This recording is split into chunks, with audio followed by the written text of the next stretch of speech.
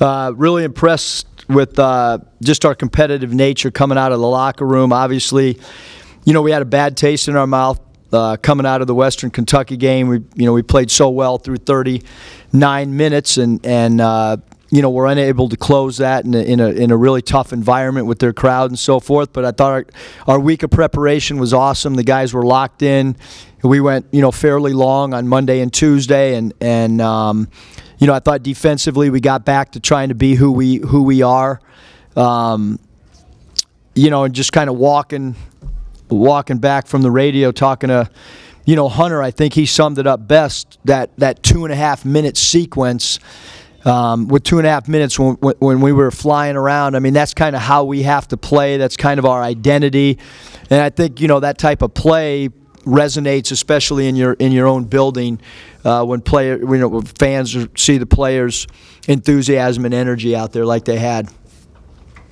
Eric, Mason was one of 9 last game. Obviously, I don't have a box, but he was a lot better than that today. He hit it like 57 seconds in. He hit a shot. When he hit that, did you think, okay, he's going to have a good game? Just what did you think of his game today? Yeah, I thought he was great all week, though. He asked me about every night to come have dinner at my house, but he never showed up.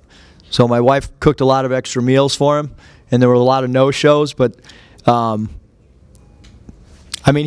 his practice habits this week were awesome.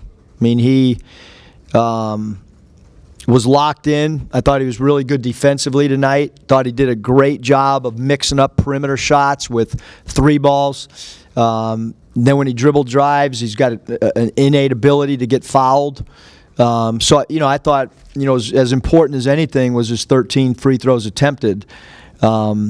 But yeah, he got it going tonight, and obviously when we're able to hit double-digit 3 balls, it kind of changes, the game for us. And I thought they did a good job running middle pick and roll when they cut that thing to single digits. They were hurting our 1-5 switches on those middle pick and rolls, and then we went back to the hard show, which we had earlier in the game, and I thought we had a lot more activity down the stretch, because really that, when that thing got to 9, the question is your team going to respond or not? And I thought they did a great job responding.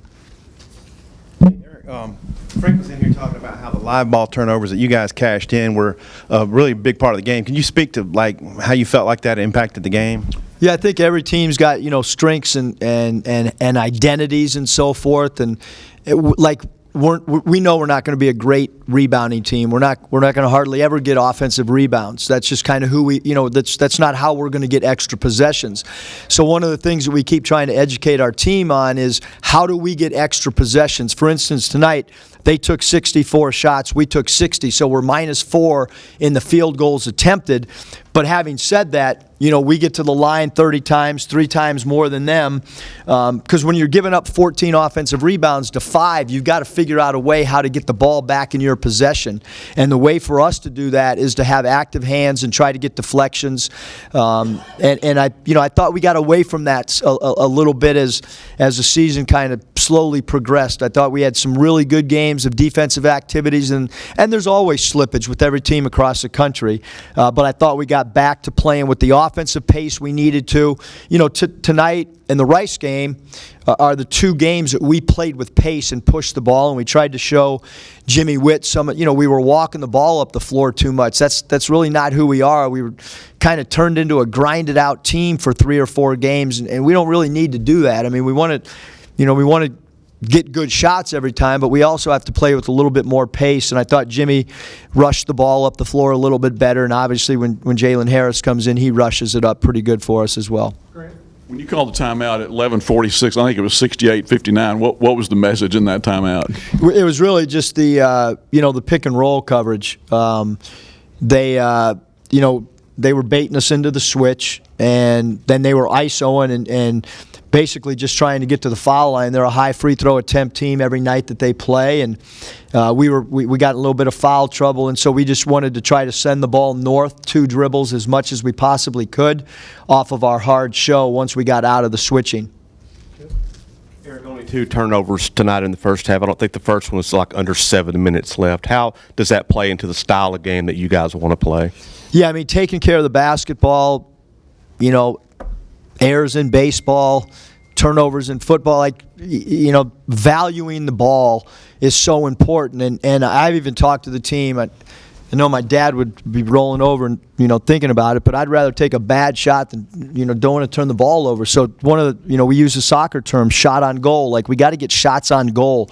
They at least have a chance to go in. And your defense can get set up. When you have live ball turnovers, it's really difficult to win. And we've had some nights where we've had a lot of turnovers, but we've created a lot, and it's kind of saved us. But as the schedule continues to get harder and more difficult or more challenging, taking care of the basketball is going to be something that we've got to continue to talk about, grow as a team. Eric, I had a couple things. Well, in the 2.5 minute, you guys had an 18-1 run in the first half, and then you obviously had a run late. Which 2.5 minute stretch were you talking about with Hunter? I thought that with maybe 2.5 minutes to go in the game is what we were talking about when we were flying around and the ball was being deflected and guys were diving on the floor for loose balls. I thought that was like our best. J5 missed a tip dunk. It was that sequence. Even though we didn't score off that possession, I just thought the energy and, that's how you get fans excited to come back and see you play, is when you play hard like that. From an efforts and energy standpoint. And I think people can feel our team's got some passion right now. And you got to play with passion. And our guys, they were having fun too. And that shot Mason hit at the end of the half, I'm sure that's how you drew it up. Is that just, what'd you think of that shot? And is that just a sign that, hey, it's his day, Yeah, we subbed to get some shooters in right when it was going to be, before it was going to be inbounded to try to space it out. We knew, like, if Mason was, or if Joe was in the corner, that, it's hard for them to help and push up or trap, even though I think there was 5 seconds on the clock. I thought he got fouled too. But he's, there's a reason that he has a ball in his hands late game. Like, sometimes you need a player that can make shots that you don't diagram, or you can make shots when the shot clock's exhausting, or when the defense takes something away, you need a shot creator, and he's able to do that.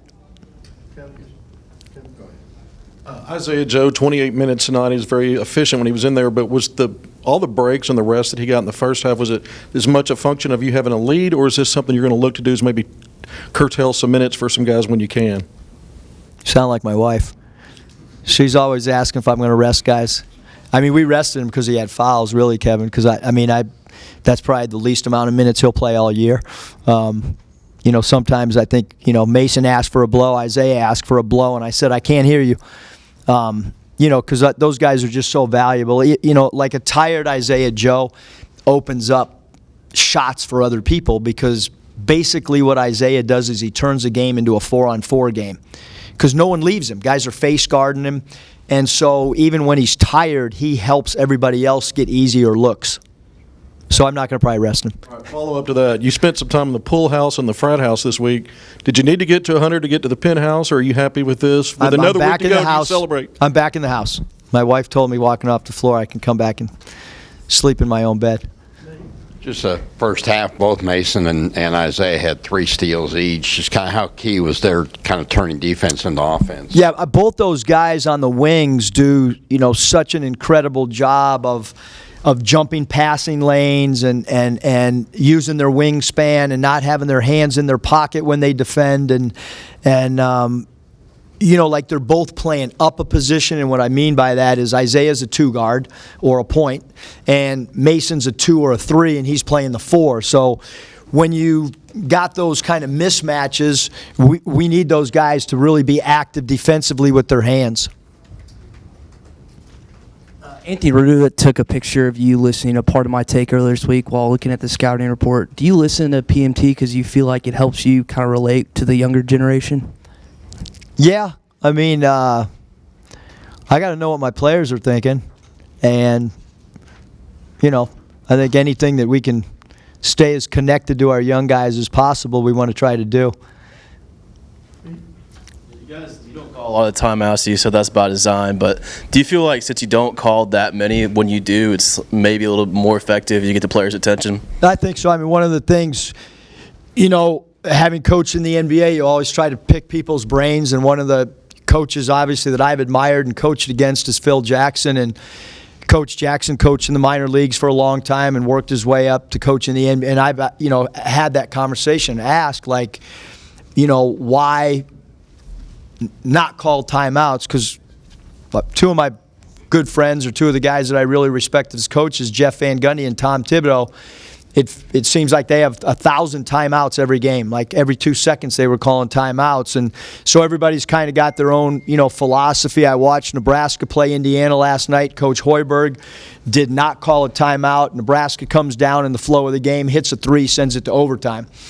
So I think it's just, and different situations are different, and teams are different. And, the thing that's a little bit different, too, in college than the NBA is if you call a timeout with 20 seconds to go or something, you don't know if the team's going to come out in zone or man.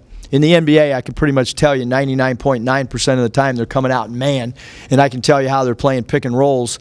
It's just different in college, and sometimes the players need to feel some freedom, and they need to feel that you trust them and you don't try to over-control things. And I think my team right now knows that I trust their judgment, even though sometimes we might disagree on some things, but there is a level of trust for sure.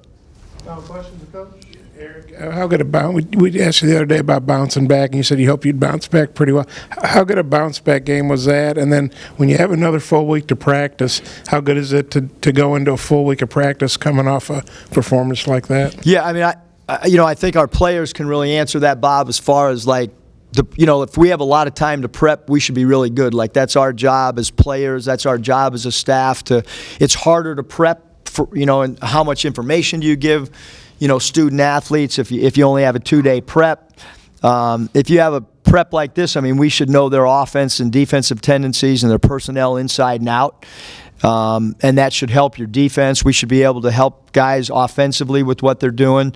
So I certainly think that, the prep time helped.